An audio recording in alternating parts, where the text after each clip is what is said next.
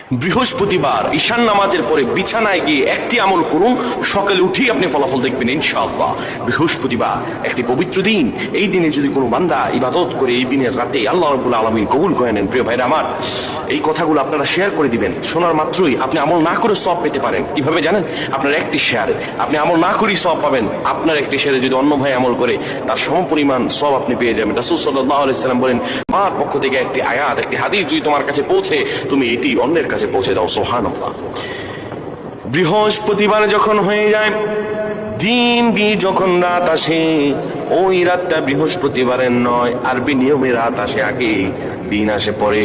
রাত গভীর হয়ে যাওয়ার পরে কোনো বান্দা যদি ঈশ্বরের সালাত আদায় করে একটা পবিত্র বিছানায় যখন যাবেন আপনি, ওই বিছানাটা যেন পাক ও পবিত্র হয়।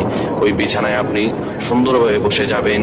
তারপরে বসে যাওয়ার পরে আপনি দোয়া পড়তে থাকবেন, আর রহমান আর রহমান 7 বার পড়বেন।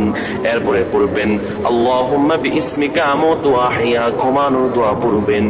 এরপরে বুকের মাঝে আপনি দুরূদ পড়ে 10 বার মনের আশাগুলো নিয়ে আল্লাহর কাছে দোয়া করে পবিত্র বিছানায় ঘুমিয়ে যাবেন। আমার আল্লাহ মুহূর্তের মাঝে আপনার দোয়াগুলো কবুল করে নেবে।